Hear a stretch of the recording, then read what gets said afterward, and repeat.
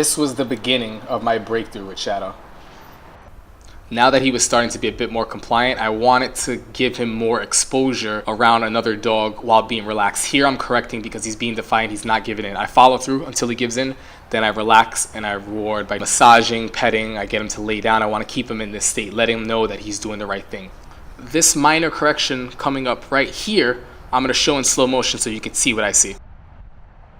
I'm rewarding him for being in a relaxed state. Things change as I move over to Soko. He starts looking at him right there. Fixates for a bit too long. He's about to react right there. I catch it before it actually happens. Notice the difference in the tail wag coming up. This excitement was different. It was almost like he finally figured out, wow, this guy's not disagreeing with me looking at the dog. He's disagreeing with my reaction.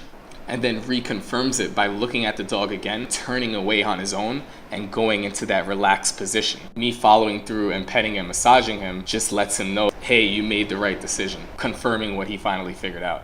Here's one last look in real time so you can see how quickly it happens.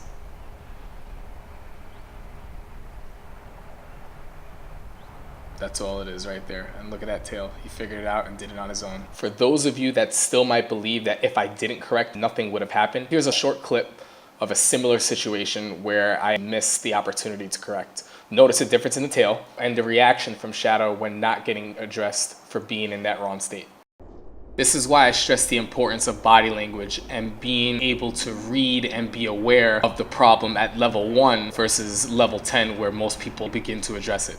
Now it's just a matter of me being consistent. Here he gets another correction, one more, and on his own he puts himself in a more relaxed position, gets rewarded for that. At this point we're keeping everything nice and mellow. He's starting to experience and experiment with looking at Soko without reacting. Look at the nice slow wag of the tail. It's not too extreme, not too dramatic. It's more of him being in a relaxed state. There, correction, because he was going to go in a little bit too quick and not respectful of another's space. Now look at that tail just swaying nice and easy, figuring things out. Now he's starting to use the nose in this state a little bit. Nice and easy. This is when I start to experiment with the dogs being on the same side. So far so good. A little correction just to keep his head moving forward. That's all I want, him to become a part of the team.